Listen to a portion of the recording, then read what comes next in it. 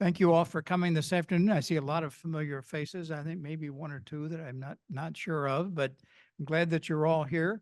I think you're in for a treat because I've heard David Urquia make these presentations, and he's a sort of multimedia presenter, and I think it'll be very entertaining and very educational as well. So with that, I'm just going to turn it over to David. Thank you, Rick.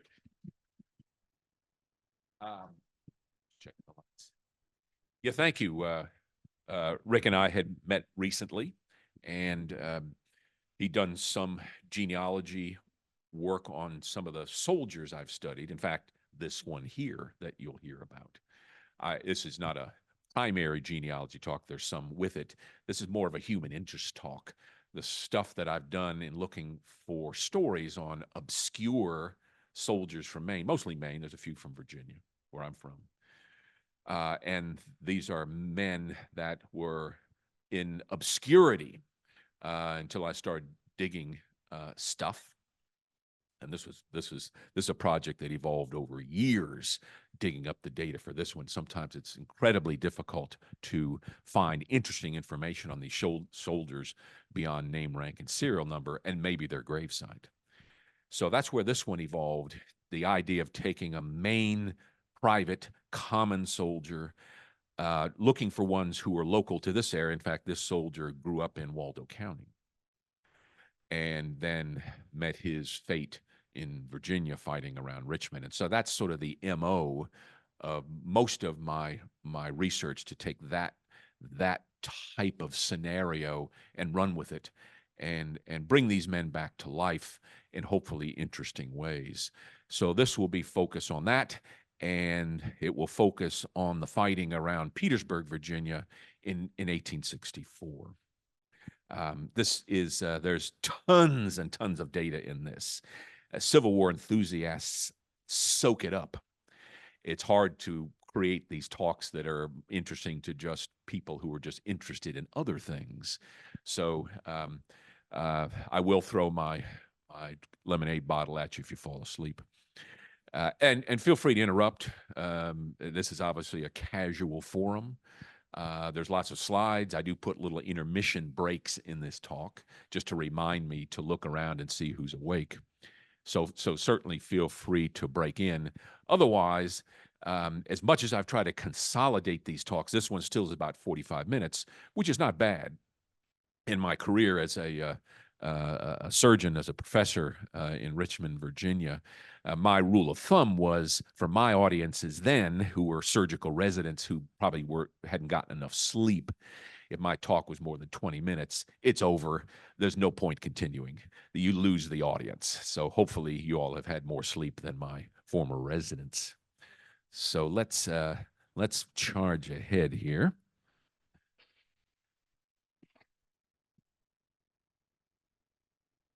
So again, the Siege of Petersburg in 1864 is going to be the focus of this talk, and the story of a Maine soldier on the Petersburg Western Front. What will be the interesting part of this is the diary, and that's the only hint you're going to get at this point.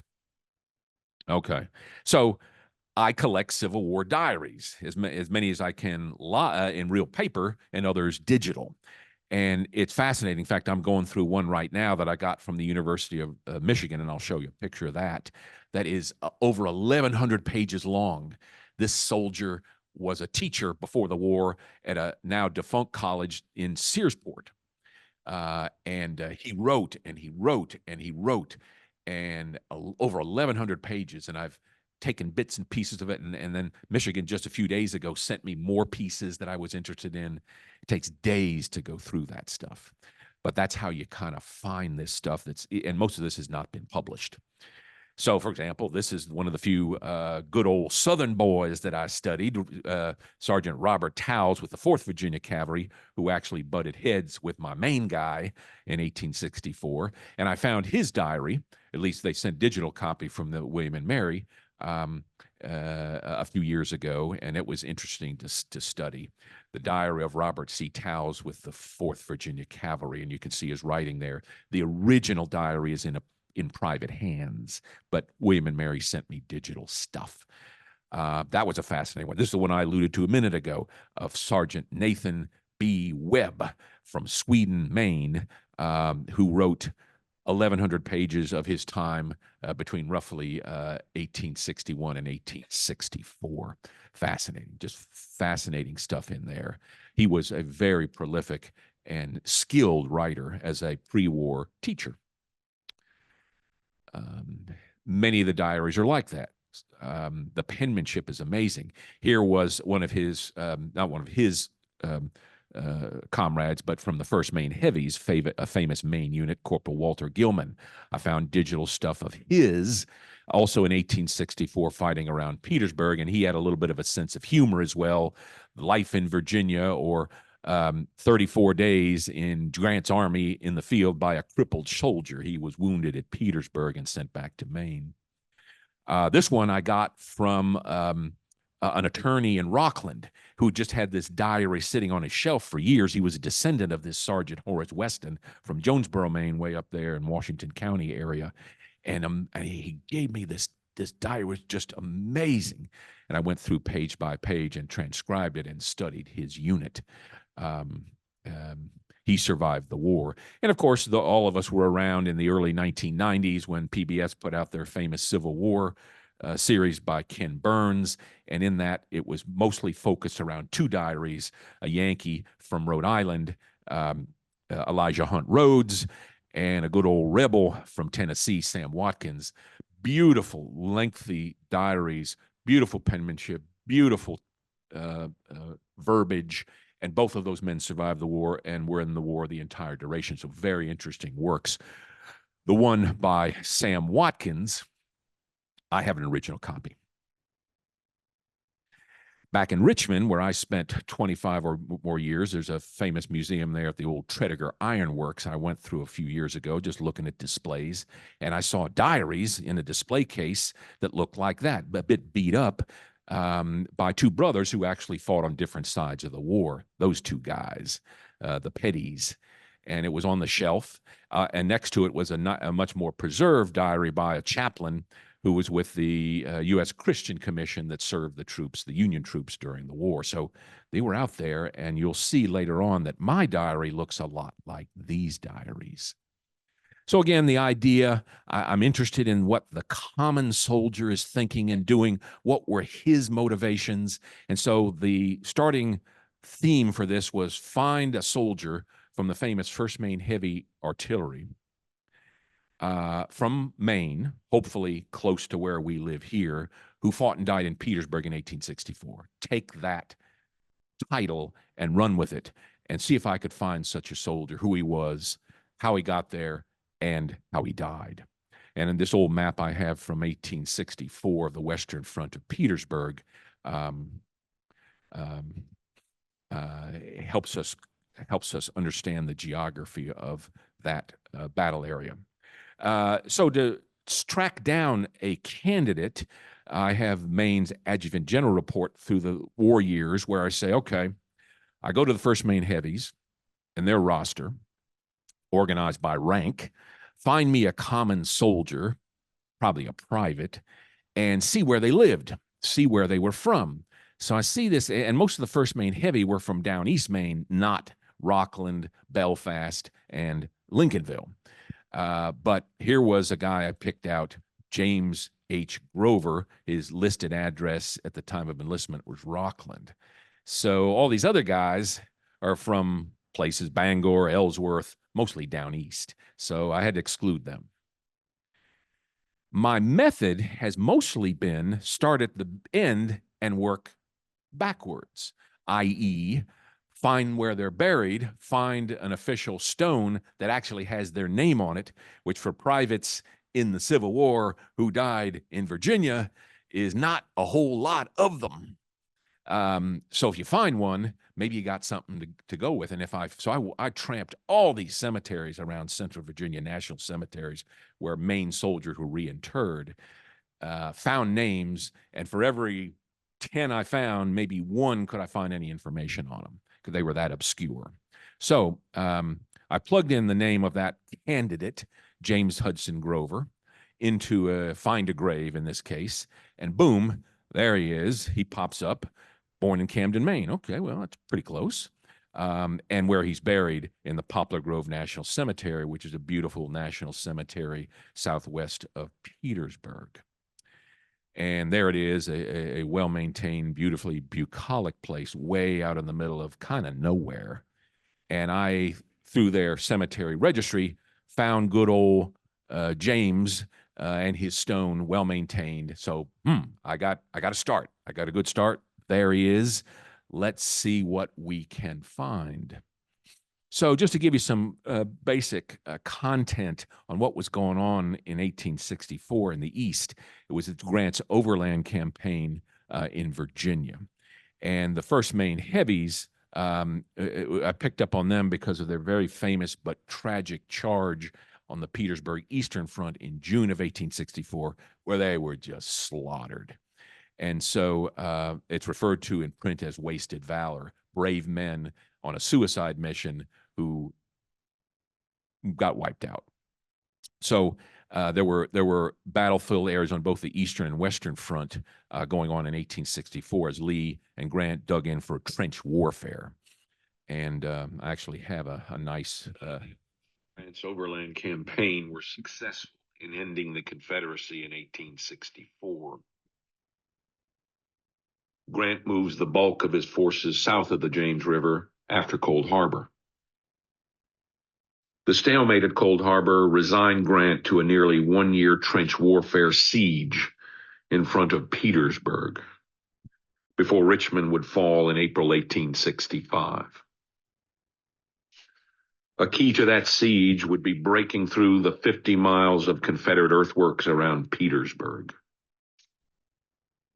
So this is the background, the overland campaign, Grant marching north to south through Virginia, trying to take Richmond, was deflected at Cold Harbor, and then made the strategic decision to go south of the James and set up shop around Petersburg for the duration of the siege.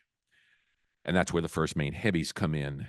And again, the signage around the battlefields will list wasted valor of the brave charge of 800 or 900 first Maine soldiers.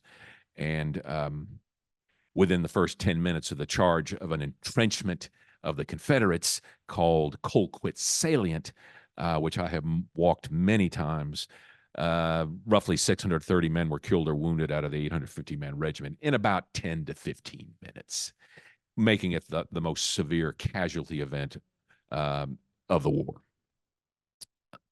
So we're going to move to the Western Front, where most of the activity occurred after June of 1864. And just in terms of getting you oriented, Petersburg and then southwest of there are extensive Confederate and Union earthworks that are taking place as the siege develops. We're going to focus on October 2nd, 1864 as a key date to keep that in mind. And we're going to focus on this landmark Peebles Farm, which is sort of caught in the middle of these lines. And we'll see how that comes into play as we proceed. Again, on this old map that I have, Petersburg, much of that area at the time looked like this: Fort Sedgwick, called Fort Hill, these dug-in earthen forts, and then miles of connecting earthworks for both the Union and the Confederate. Fort Sedgwick was about there, and there were the Union lines to the east. Beautifully preserved Confederate breastworks, earthworks there to the east, to the west along Boynton Plank Road, where there's a beautiful Civil War museum, some of the best preserved in the area. A lot of the information you can find from regimental histories, men who were in this regiment and who wrote about it in detail. The first Maine heavies happen to have a very good regimental history penned by Horace Shaw. We'll allude to that multiple times during this talk as we try and trace and find out what happened to our soldier. Also, as a more modern work of literature, Civil War history, Richard Summers wrote Richmond Redeemed, which is an amazing, almost hour-by-hour account of what was going on along these fronts on any particular day. Richard Summers passed away in 2019. So this is a lot of the stuff that I had to pin together the story of this soldier. Along that front, in terms of the 1st Maine Heavies, the Union Army on that western front was divided into the 2nd Army Corps, 3rd Division in the 1st Brigade. The 1st Maine Heavies were in there. General Hancock led the Corps. General de Trembriand led the 1st Brigade, which included the 1st Maine Heavies. He was a French transplant, a very good officer. So our Private Grover, just historically, arrived on this Western Front September 17th, 1864, and rejoined his unit in the 1st Maine Heavies after recovering from injuries suffered in Spotsylvania, Virginia, earlier in the spring. So the first part of this talk, we're going to follow. I thought it was a really interesting reconstruction on this obscure soldier from these sources to actually follow where he went in that time frame, where he marched, and what happened to him. We're going to do that, and then we're going to talk about the diary. So September 30th, as the Western Front laid out, the Union lines were here to the east, and our boy Grover and the 1st Maine were about the middle of those Union lines at that point in time.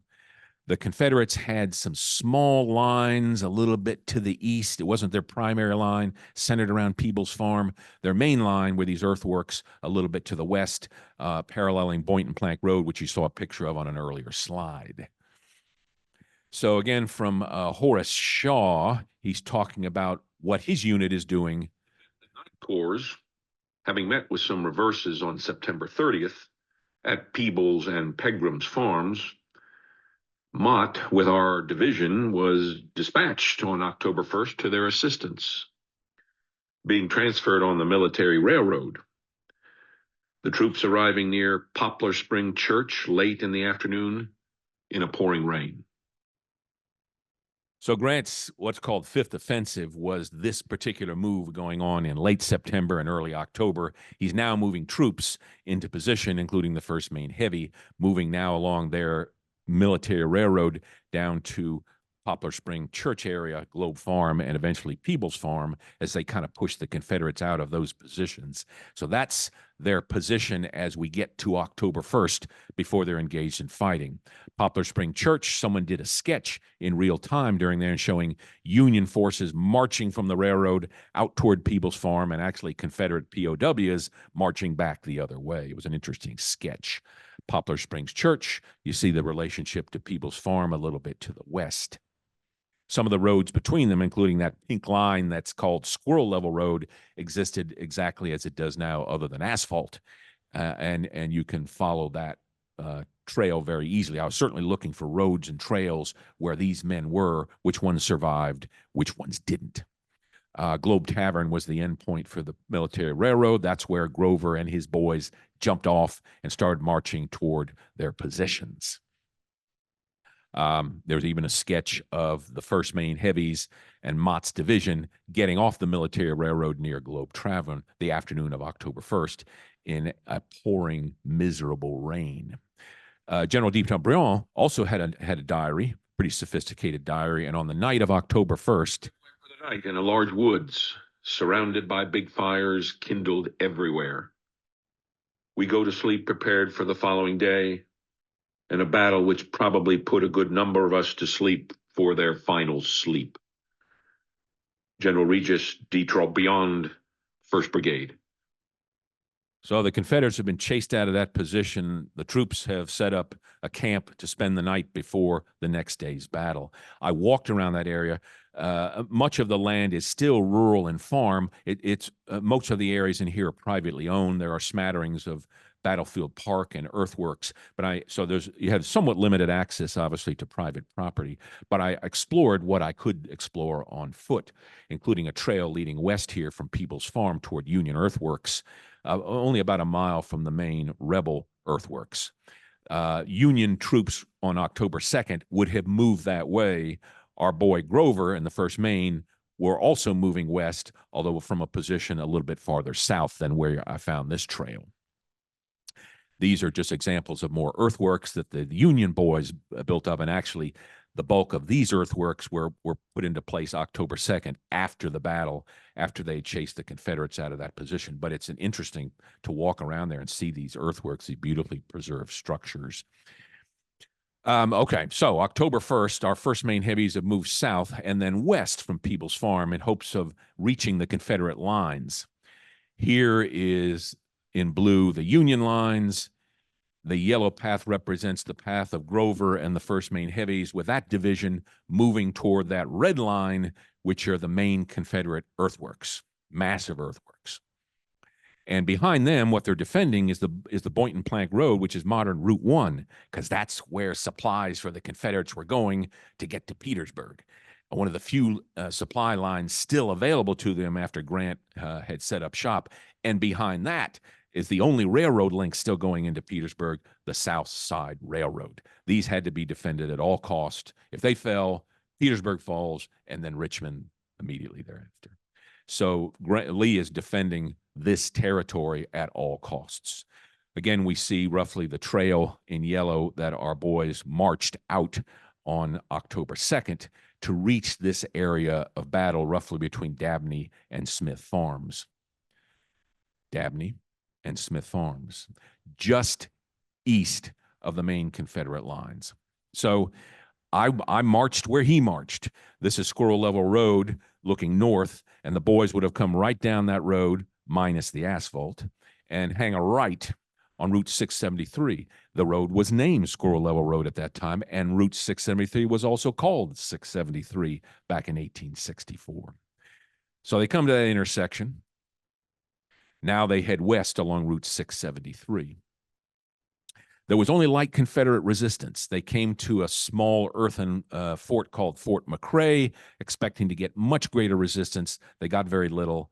There were really no casualties, and the Confederates continued to flee west toward their main lines. The small connecting farm road that got them from Fort McRae back to Harmon Road is no longer there. But this whole battle, at least for that portion of the Union forces, goes by the name of the Battle of Harmon Road. That's one of the common names for that place. So here we are where 673 meets Harmon Road. The name has changed a little bit now to Duncan Road. Parts of it are Harmon Road, but that's where they turned north. There's the road in green.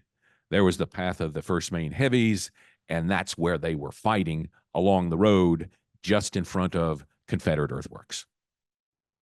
In a little more blown up view, again, Harmon Road, or what we call Duncan Road now, the farthest advance of the Union forces on that day, very close to the main Confederate lines. And there is Dabney Farm and Smith Farm. Our boys, including Grover, were fighting in that area. Those areas are still rural, still fields. Interesting to walk around that area. Just can't walk on private property. So once again, the main Confederate lines just east of Boynton Plank Road, or Route 1, is where the Confederates had set up shop and their main line of defense. Not to jump ahead, but in 1865 in April, that was the area of what they called the breakthrough point, where finally the Union forces broke through, and within days were in Richmond. So that was the key location that spelled the end of the Confederacy. So our men are fighting in there. Google Earth picture, again, Duncan Road or Harmon Road. Our 1st Maine boys are here. You can see it on the Google Earth in this area, this rural area. And again, the Confederate earthworks, which are covered by trees in that area, but that's roughly where they are. The Union advance was ultimately repulsed. They met stiffer resistance along that main Confederate line than they expected, and they were repelled, and they retreated back to near their previous positions of the morning. If I kind of stand in that location and I look a little bit southeast, you see that field in the upper left. There again is Duncan Road. There are the Union positions in their farthest advance. My camera was about there, looking south or southeast toward that field. And if I look a little bit to the southwest from that position, again, private farms. But this was an important geographic area because this is where our boys encountered their first major fire from the Confederates, and this is where they took casualties, in that area. So as with many things exploring, you have to use your imagination. So once again, Horace, Comfortable as possible along Squirrel Level Road, formed our lines, and were ordered forward on double quick. The first Maine charging across a narrow open field amid a shower of bullets and bursting shells. Into the woods beyond, where we were halted. The enemy were here shooting very low, and we hugged the ground close until 4 o'clock in the afternoon, when we were withdrawn and moved back toward Petersburg. Our losses in this affair were 4 killed, 3 wounded, and 1 prisoner. Horace Shaw, 1st Maine Heavies. so they're kind of probing. They don't know what they're going to find. Bang, around 12:30, they run into the Maine Confederate forces and take heavy fire in a field there, crossing, and then about 3/4 of a mile beyond that, beyond this position is where the Confederates are. And I really want to find out where Grover took fire. They took fire. Grover was mortally wounded in that position, probably somewhere between 12:30 and 1 p.m., and was carried back toward Union lines, but died along the way. The Union forces withdrew back to Squirrel Level Road. So that's just the first part, the nuts and the bolts of what's going on militarily with our boy and his fate on October 2nd, 1864. So I needed that base to get a better understanding of this man and what he went through. Comments?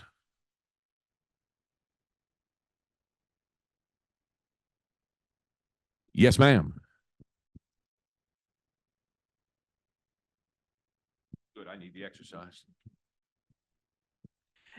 Just before the break, it said there were either 4 killed and 3 wounded or the reverse, and 1 prisoner.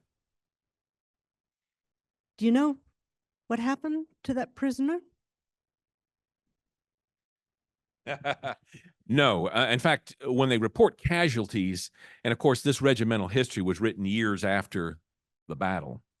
What typically happens, at least in the Union, when they report missing or prisoners, there's a lot of error in that data.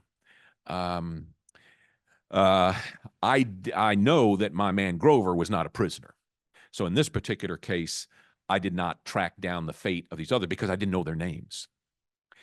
It's even harder to find the record if you don't know who you're looking for ahead of time to know what those casualties were. There were some data, and you'll see, I think I have it in this talk, if not a book that I'm writing, where you do have lists of the dead and where they were buried temporarily on this front.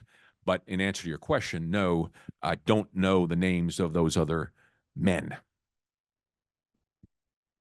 You also said that, I believe you said that your man Grover was wounded at Spotsylvania. My man Grover was captured at Spotsylvania, prisoner. And so it's difficult, as you said, trying to track that down. And he was from this county in Swanville. I'm going to need to talk to you after the talk to get that information. Don't leave, because I've got to write, it's not quite finished, but about a 60,000 word book on some POWs in Richmond. And once I know their name and their unit, I can often find what happened to them. Specifically, I'm studying the Belle Island, and if your soldier was a enlisted man or an officer, okay, so what we do, what happened to the officers and the privates is somewhat different. But they would have taken him to Belle Isle, which was a hellhole. That's a talk for another day. But it'd be interesting, especially the Grover. I need, yes.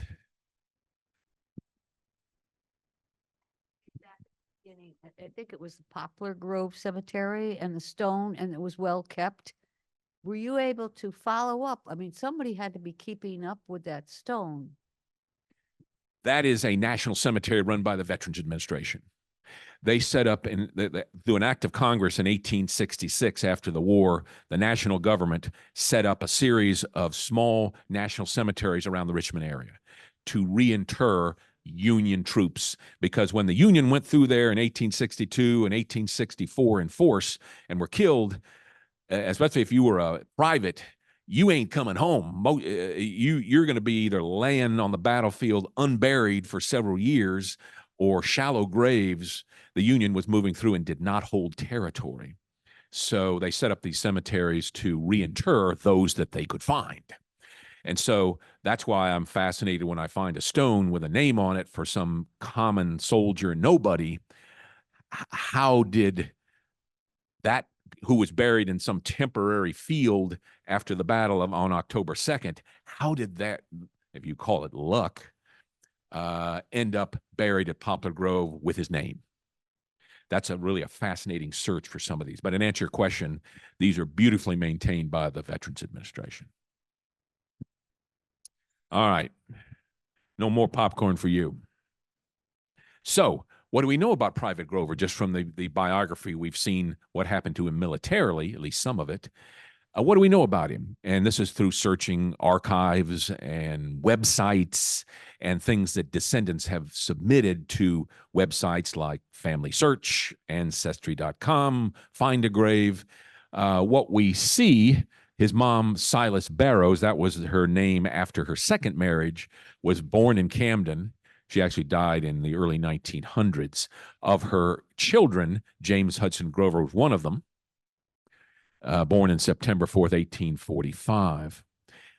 Through other websites, we can see all his siblings, and he never married. He actually enlisted at age 16 and was fighting around Louisiana before he made it back to Virginia.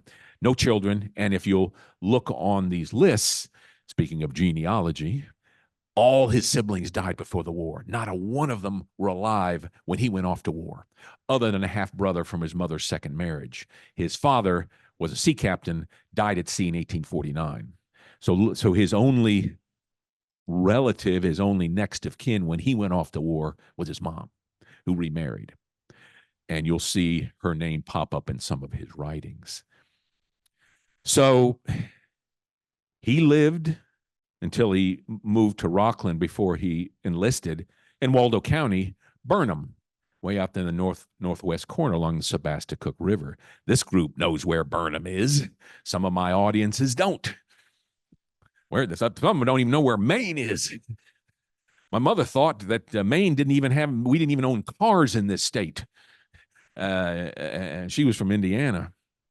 There was one winter, there was a 60-car pileup on I-95 south of Bangor, and she was shocked that there were 60 cars in the state of Maine. God rest her soul. So Burnham in the 1800s looked like that, and now you can see a more modern photo. So looking at census records, this is 1850 from Camden. We see good old James Hudson, at age, I think, 5 years old. He appeared, so they were living in Camden at that time. We get to 1860, not long before the war. He's in Burnham. There he is, Hudson Grover, age 15. He enlisted at age 16, even though the Army was not supposed to take people that young. I tracked down his family cemetery there in Rockport, there along the Glen Cove Cemetery. I'm sure you all know that and have been there on the way to the Samoset. And over in this little section, there's a stone that has a memorial to his father, Captain James Grover, who was lost at sea in 1849. So in all likelihood, he ain't buried there. And his mom, who did survive into the till 1902 maybe, but she remarried under the Barrows name, and she's there. And just behind them is a stone that has multiple of the siblings buried, of Grover siblings. So as I said, he enlisted a little earlier than 17 for the 14th Maine as a private. There was a lot of activity around New Orleans at that time, and he was wounded at the Battle of Baton Rouge, discharged for disability, but re-enlisted with the 1st Maine Heavies come November of 1863. The 1st Maine Heavies were stuck in Washington for almost a year just drilling. And then they joined the overland campaign that we introduced earlier in 1864 through Virginia. He was wounded at Spotsylvania. Maybe a little more information than you need about gunshot wound to the testicle, but I was a doctor. Like I said, I am a doctor. And he convalesced back in Washington until he could rejoin his unit again. So he left D.C. in September 14th, 1864 on boat for City Point, which was a big Union depot on the James River, and eventually rejoined the 1st Maine Heavies along the Petersburg Western Front that you have seen. So all that's good military stuff, but I really thought in putting this together, it needs something. It needs to be something else to have and make it an interesting story. But I had run out of ideas. I'd gotten all the name, rank, and serial number and thought I did a pretty good job tracking down his movements before September of 1864. So some of the ancestry sites, which I'm sure this group is well aware of, actually had James Hudson Grover in there. There was family history. We have all the same biographical stuff that I've already given you. And of course, in these sites, descendants fill in information. That's how they work. And pictures sometimes as well. So there was information provided by a descendant for the Barrows family and the Grover family, and a lot of information. And also, this photo was submitted by a relative. And I said, my Lord, it's the picture of a diary. I didn't see anything in print that this man had a diary. There's certainly nothing published. But boom, he had a diary. But where the heck is it? I have to get this thing. I just have to get my hands on this thing. So it turns out in this website, and it's available for public view, so I'm not disclosing any personal, private information, the relative who had submitted this left her Twitter handle, and she was living in Glendale, Arizona. However, this information was submitted 12 years prior. I didn't use Twitter. I hate social media. And who knows if this person is still around 12 years later, if I have any chance of connecting to a person. If I get an email or a tweet or something and I don't know who it's from, I don't even open it. So I had very limited expectation of getting a response or finding out where is this diary and who has it. And this person had done genealogy stuff for both sides of the family. As it turns out, she really got into it after she found this diary. So she'd probably love you guys. Her name was Heidi Sanchez, and I sent her stuff, first and only time I've ever sent anything on Twitter, and you know, trying to put something in there that would make me sound not like a crackpot. So I sent photos of the family graves, the Poplar Grove Cemetery, things that only a person who had actually gone there could have known. And you know, I'm looking for information, and boom, we got two booms in this talk. She had the diary. It's like my jaws dropped harder than the frost heaves going down Route 52.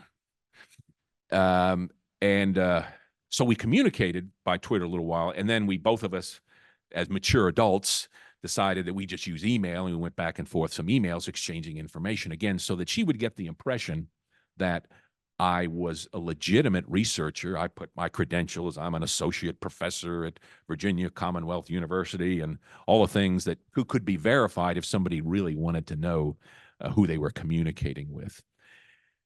And sure enough, there was the diary. Doesn't it look a lot like the ones we saw in the Tredegar Museum? These must have been government issue. And there's it. He wrote his name in there on the first page in bold ink, Grover H. Hudson, of the 1st Maine Heavy Artillery. They didn't have dog tags. It was probably a good idea to have something on your person that in bold print said who you were, where you were from, and who's your next of kin. And sure enough, he did that. As you'll see, the family got together, and after all this stuff, all I asked were, can you send me a digital copy? And about a week or two later, they said back, we want you to have the diary. And in this work, as you get into some of these soldiers, especially the obscure ones, you learn so much about their personal life, if you're lucky, that in many ways you almost become part of the family. You almost feel a family connection to some of these men. And I've had talks where I was literally in tears as I was presenting the information, just as a family member would have been. So anyway, I got it and I studied it. And it's a simple field pocket diary. This is a simple man, well educated for a private coming out of rural Waldo County. Beautiful penmanship, although you have to read these things about 5 times to finally get as many words as you can. It's almost like Wheel of Fortune. You know, they put up, you know, part words and you try to fill it in, and then you come back and you fill in a little more, and eventually you get about 95% of the words. So I want to give you a sense of what's in this diary. From a simple man, a grunt, a soldier in the field, a soldier in the muck, what was important to him. On the back portions of this diary, we see an entry like this one, where he literally lists the things he bought from the company store. I think the military issued you a uniform and stuff, but if you wanted more, you had to pay for it. They were getting paid. And it lists, you know, his pants and his socks and his drawers and his blankets and what he paid for them. He wrote that down. On another page, he wrote down his pay that he was sending back to mom. $300 on one date, $100, $35.20, things that were being mailed to Belfast, Portland, Washington, D.C. He clearly was trying to take care of his mom. Then, during his time of recovery in Washington, D.C., there were a lot of entries that basically reflect the boredom of a common soldier with nothing to do but drill every day.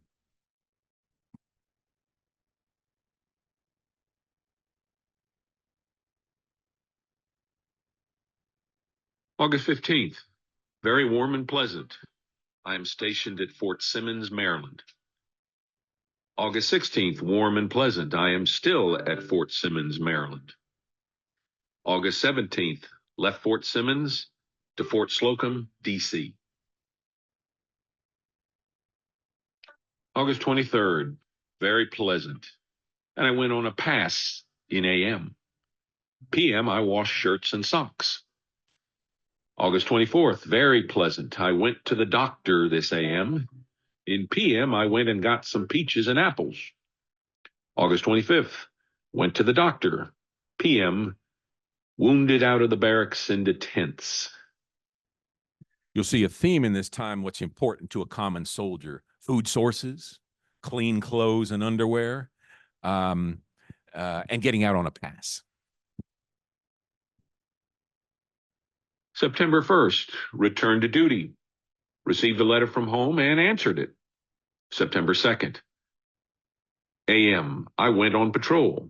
PM, I went on drill. Received a letter and answered it. September 3rd. This AM, I went on fatigue. This PM, I had not done much of anything.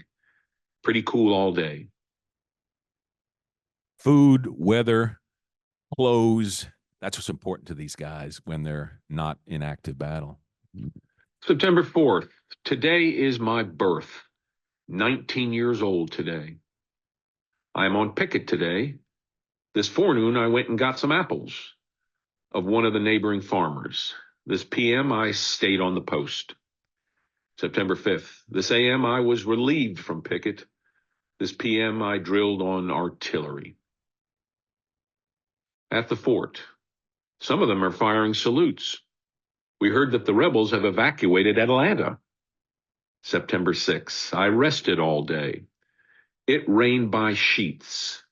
My partner was relieved from picket. I received a letter from H.J. Crawford. September 14th. This PM, we left for City Point. September 15th. This morning, we passed Point Lookout, just 4 months to the day when I first went to the front. This PM, we sailed past Port Royal.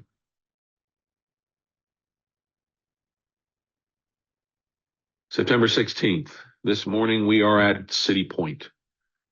We landed and laid behind breastworks. We were still behind the breastworks We are support for the 2nd Maine Battery. September 17th, left City Point and arrived at the front this PM. The pickets are firing briskly. You'll see these entries from the front now get a little bit more detail, a little bit more interesting, a little bit more anxious as he's now facing the enemy. I will point out this one unusual entry toward the back of the diary that I'm still scratching my head as to how it evolved. Let's see if no, I'll use my own voice on this one. It says Reb note, the rebels. Very unusual entry that appears to be Grover interacting with a Confederate. How would that happen? Well, in the days before the actual battle, these Union lines and Confederate lines sent out pickets in front of the forts. And they were basically looking and being sort of a protective zone before some invasion. And they were within shouting distance easily of their Confederate counterparts. And both were bored. Both probably had very little interest in shooting at each other at that point, and often they interacted, sometimes even traded goods.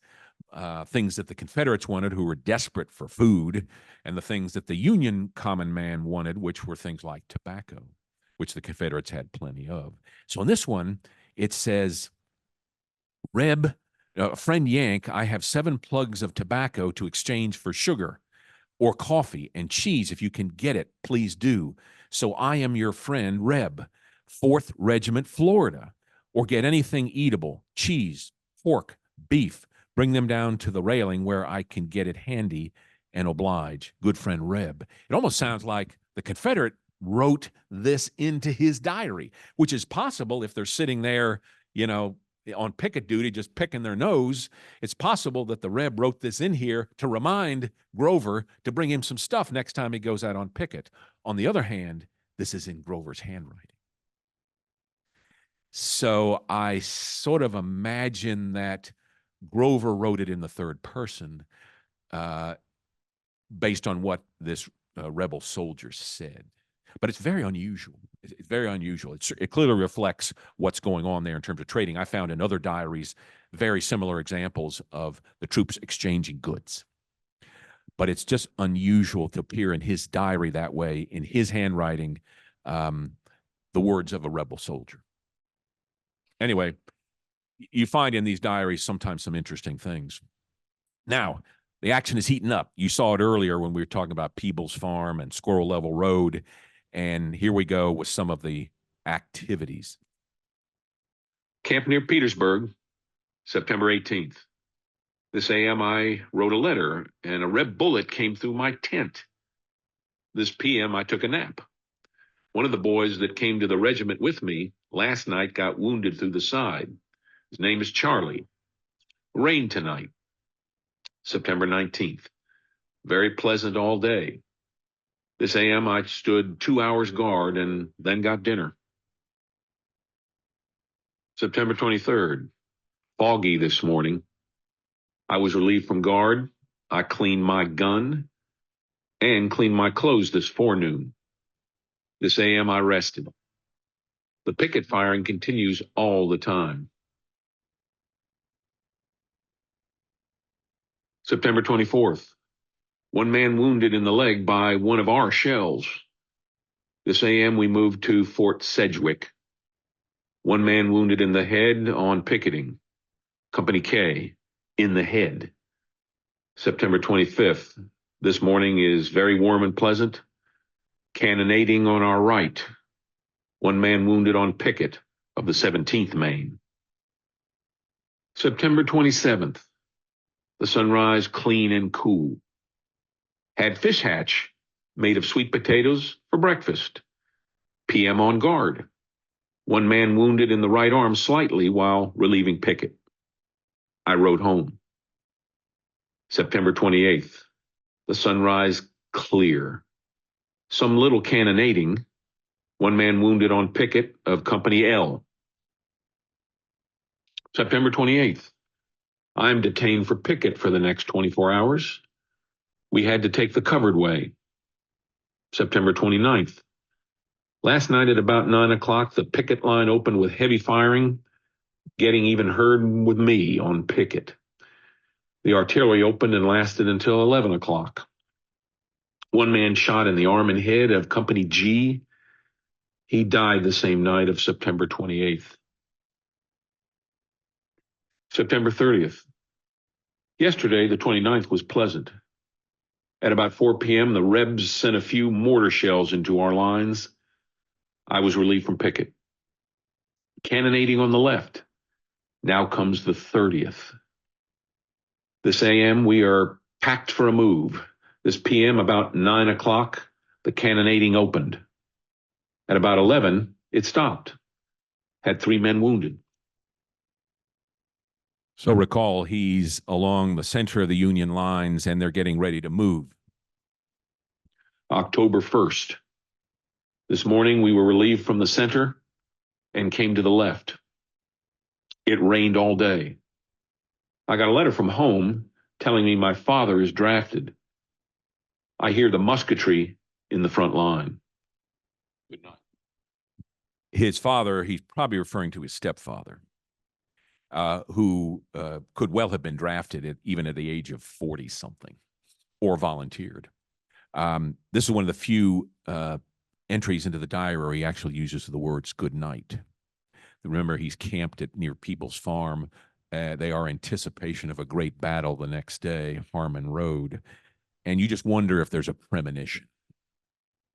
You can find little bits and pieces in these simple diaries of how a man felt about things.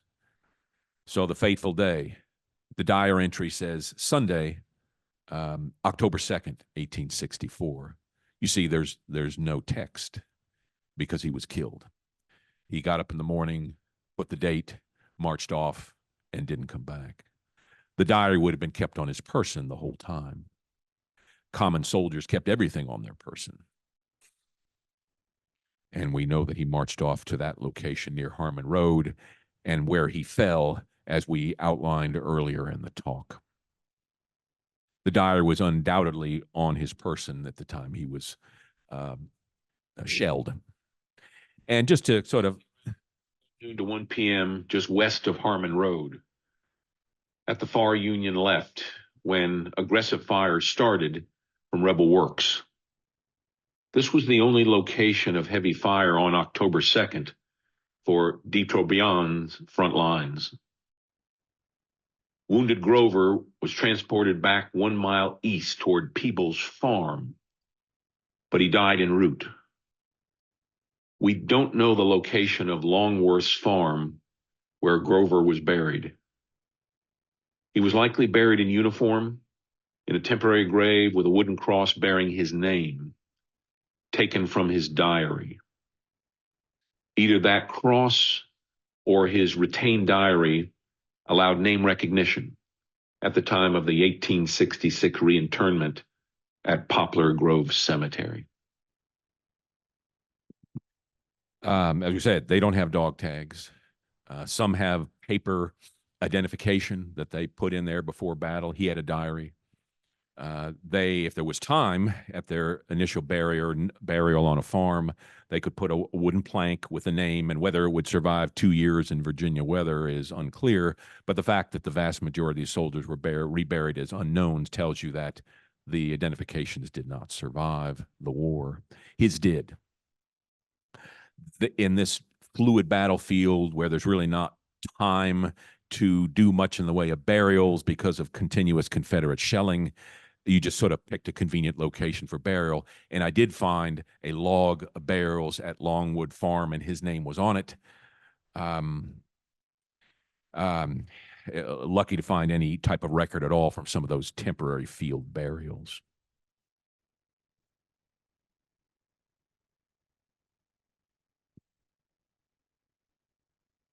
So we're almost done. You'll have the floor. So in just sort of thinking about this man, actually in the pages of that diary, there was the original newspaper clipping, probably from the Rockland Gazette from 1864, that gave his obituary, and it was very touching. Died of wounds received in battle near Petersburg, Virginia, October 2nd, 1864. James H. Grover, age 19 years, son of the late James Grover of Rockland, being the last of a family of 6 children who are now in the spirit land with their father. At age 16, he enlisted in the 14th Maine Regiment, was wounded at the Battle of Baton Rouge in August 1862, and discharged for disability. But after recovering his health and from his wounds, he enlisted in the 1st Maine Heavy Artillery and was wounded quite severely at the Battle of the Wilderness. He remained in hospital barely a sufficient time for his wounds to heal when he joined the regiment again and fell at his post, being struck by a shell, and died while being carried to the hospital. He was a brave and faithful soldier, a kind and true friend, and an affectionate son. And he had a diary. And that's his story. It's really cool when I can find an obituary on some of these soldiers, which is not very often on these common men, especially the ones around Virginia, far from home, where records were spotty. Final footnote on this story. My wife and brother-in-law here in Maine, we live in Lincolnville, and one night they asked me about this diary, about this Grover fellow. And Chip asked me, what was his name? Grover? Did you say Grover? Remember, I don't want you to leave after the lecture. Yeah, Grover. Well, it turns out that my wife's grandmother has Grover in her name. My wife's great-grandmother has Grover in her name. So I contacted Heidi Sanchez in Arizona, the budding genealogist, and said, "What's up? What does this mean?" And she immediately sent me back a photo of my wife's mother that she had. She had already researched it. And I just stumbled onto her. We both were just blown away. Now, it's not like a direct descendancy, and again, I'm talking to a genealogy society, but nonetheless, there's a connection. You know, James is your 5th cousin 3 times removed. And good old Rick Davis here in the audience. Actually, this was the genealogy, somewhat convoluted genealogy that the woman in Arizona sent me, dating back to Grovers from the 16 and 1700s and Revolutionary War fellows, trying to find a common ancestor for my wife and Private Grover. And they did. You had to go back pretty far. The common ancestor was Nehemiah Grover, 1641 to 1694, and was the father of some of these other fellows on Heidi Sanchez's list. So technically, my wife's great-grandmother, Addie Grover, and Private James H. Grover shared great-great-great-great-grandparents as common ancestors. I guess that means we could have invited him to Thanksgiving dinner. So, again, direct descendancy from Revolutionary War soldier William Grover. I gave Rick a little credit there. Not much. From Gloucester, Mass. William's son fought in the War of 1812 and got a land grant in Guilford, Maine. Let's guess how these folks ended up going to Maine, which was part of Massachusetts at the time. So then we get back direct to family tree down to Addie Grover and Vera Grover Appleby, on my wife's side. So that was pretty darn cool. It's like, wow, Heidi Sanchez almost blew a cork that I found her. Now, just one last footnote. Let's recognize the Twilight Zone.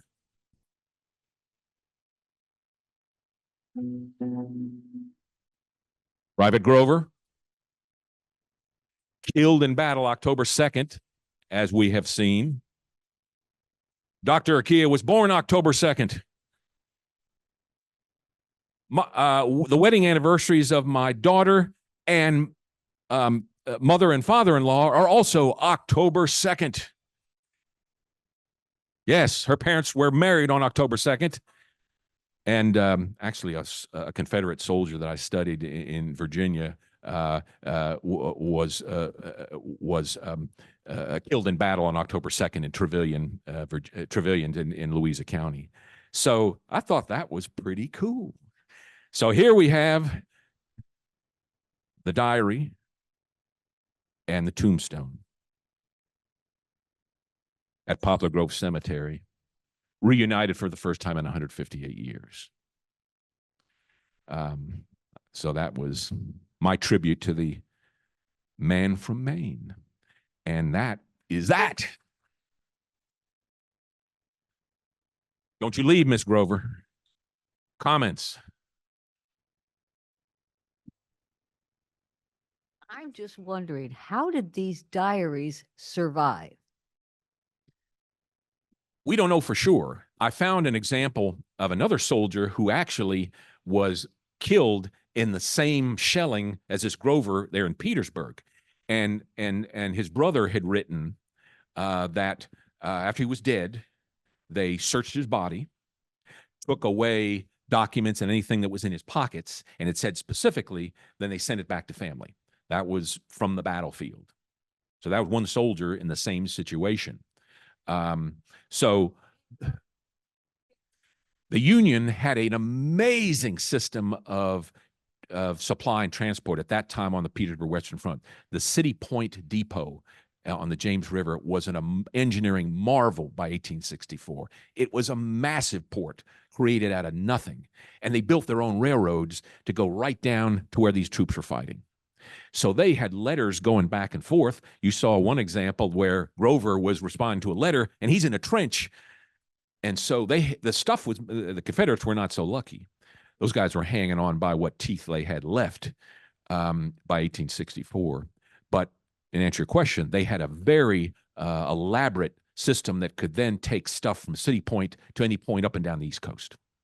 And in looking for what happened to a few Maine soldiers who were actually buried here instead of in places like Poplar Grove, we don't know for sure, but there was a system where some bodies could actually be taken from the front and shipped back to Maine during the war through City Point.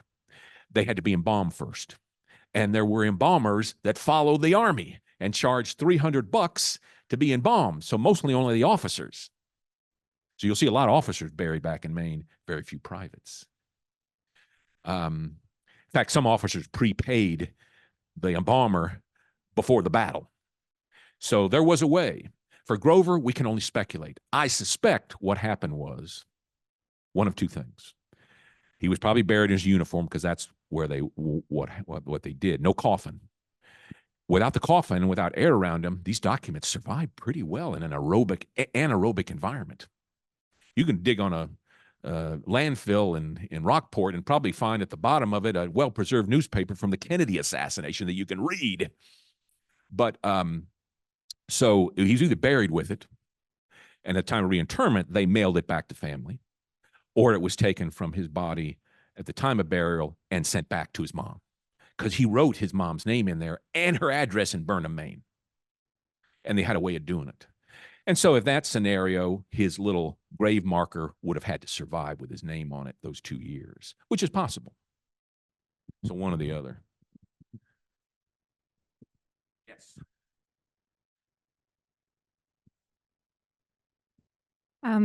Had Heidi Sanchez been able to read the whole diary, or have you sent her the transcript of what you've managed to decipher? I don't think she read it. My experience with some families that I found, they just had them sitting in a drawer that kind of got passed on, or maybe she said her dad gave it to her and she probably just put it in a drawer and did nothing with it, because it's a bit tedious to read those things. This guy's in a trench, scribbling with a pencil on a little diary that would fit in your front pocket, and yet, you know, it's mostly readable. But you really have to sit down for days and to really kind of, it's not like reading a book from Barnes and Noble. So I don't think she had not read it, but after I photographed it, I sent her all the digital copies. And I sent her, she's just the happiest woman out west, because a few months ago, I connected with a film producer in Cumberland County, Dan Lambert, does a lot of Civil War stuff. And he'd heard the story of this diary from me. And he got me down there a few months ago, just before Veterans Day, and did a clip for YouTube, which is still on there, where I narrated the clip about this Grover. And Dan went down with my direction where to go around Petersburg and took film of all these areas. Just a 7-minute clip. And I'm narrating it, and he did a beautiful job with music and scenes and the soldiers that paid tribute to this Grover fellow. And I sent that link. Well, anybody can get on YouTube and see it, to Heidi, and she just loved it.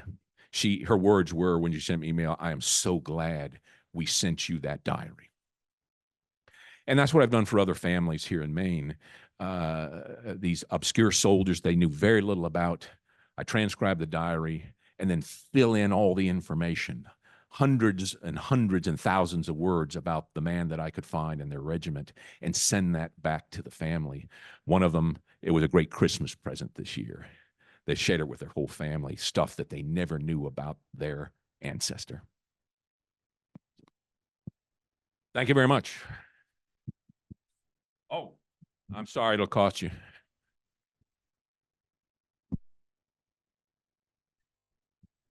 What do you plan to do with your collection of diaries when you no longer need them? Well, first of all, I'm incorporating them into books that hopefully can get published. There's a Time Life editor looking at one of them now. So one of the ones, it's like 120,000 words that I've written, and the first 2 parts of the book are about 2 obscure soldiers, including Grover, one of them, and then some additional stuff after that. So hopefully, number 1, this stuff gets published to be in the public spectrum. Number 2, I have a over 300 book library at home under curtains and glass and plastic of rare books. And this diary is not in the bookcase. This diary is in a safe. And I suspect I will donate that collection to a private source. There's a Civil War museum that I lectured at last week in southwest of Petersburg, very close to where this soldier fell, called Pamplin Historical Park. It's a private library. It's a private museum. They own those earthworks that I showed. They own the land, and they have a private library. So I suspect I'll try to find something like that is devoted just to the Civil War, where you know people are going to go in there and do research and be interested in it, as opposed to the Camden Public Library, where I suspect very few people would be interested in it. We had one. Yes. Oh, I'm sorry. Sorry, Rick. Well, it's only What were the normal conditions for enlistment? Was it for the duration? And why did he kept getting wounded? And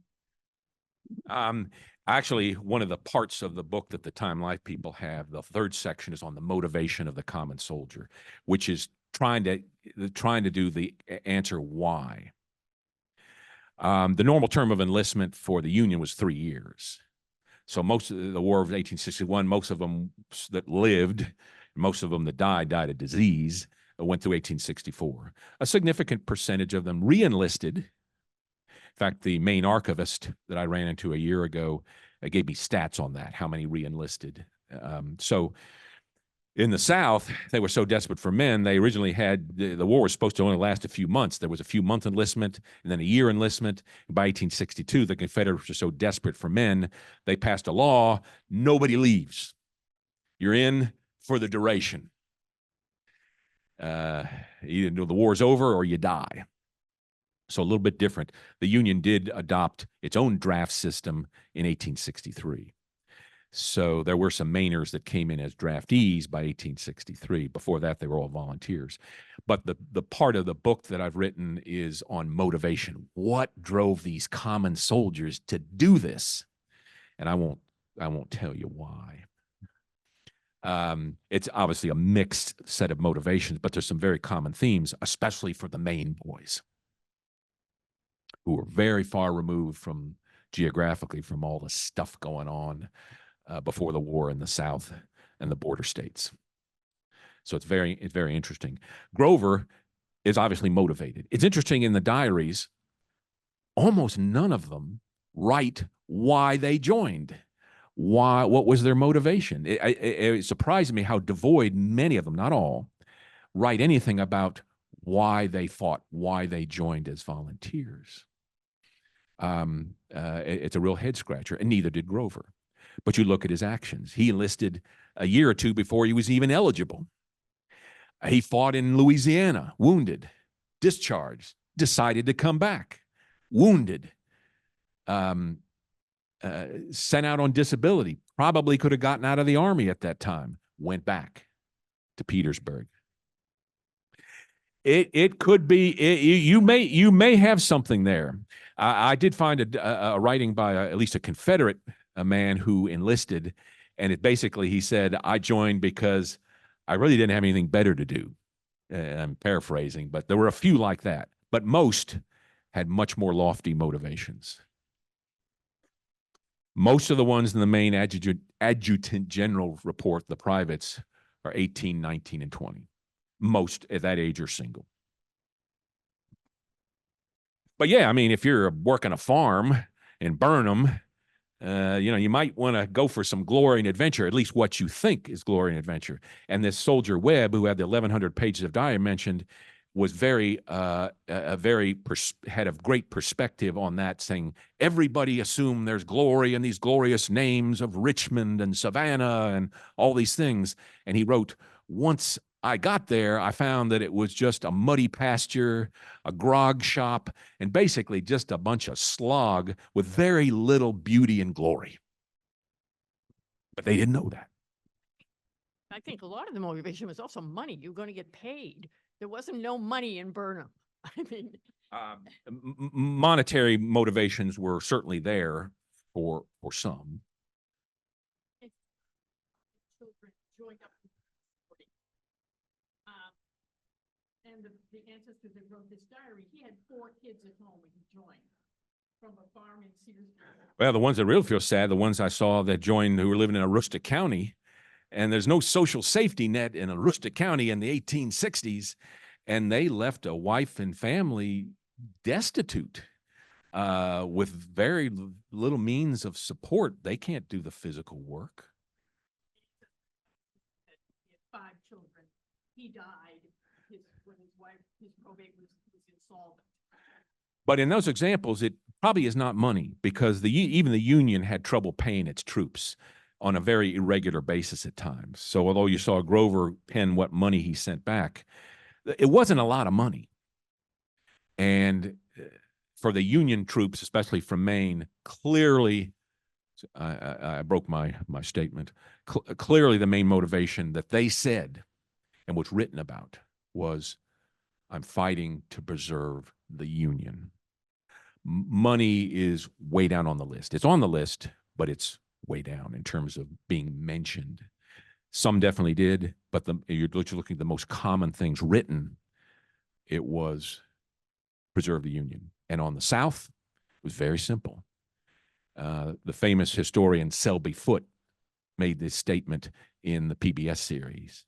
When a Union private was fighting in Virginia behind his earthwork, and his Confederate counterpart was in the earthwork within shouting distance, the Union man yelled out to the rebel soldier, "Hey, Johnny, hey, Reb, why you shooting at me?" And the Reb soldier said, "Because you're down here." They were opposing an invading army. And in many ways, that's all you need to know about the motivation of the Southern private soldier. All right, that's all you get without another quarter in the meter. Thank you.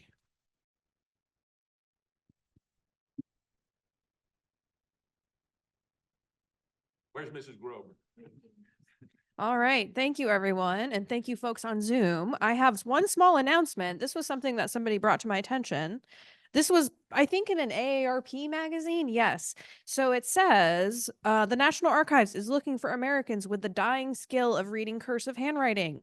Volunteers will join about 9,000 individuals who are already working to transcribe digitized documents from the nearly 360 million in the archives files dating back to the Revolutionary War. So I imagine they're doing some sort of like community, like you go on there, you transcribe it, and then it's looked at by somebody else. But if anyone is interested, you can probably find more information on their website. So, okay, we've got another announcement. Those of you that are connected to American ancestors, you might be impressed with a write-up from the weekly genealogist sitting next to me who has made that publication this week. We are an esteemed company, everyone.